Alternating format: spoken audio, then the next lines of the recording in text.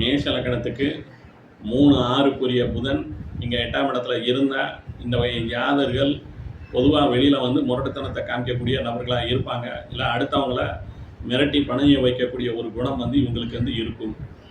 ஆனால் உண்மையிலே இவங்களுக்கு வந்து மனசுக்குள்ள கலக்கம், பயம், பதட்டம், மனச்சோர்வு எல்லாமே வந்து இருக்கிறதுக்கு வாய்ப்புகள் உண்டு.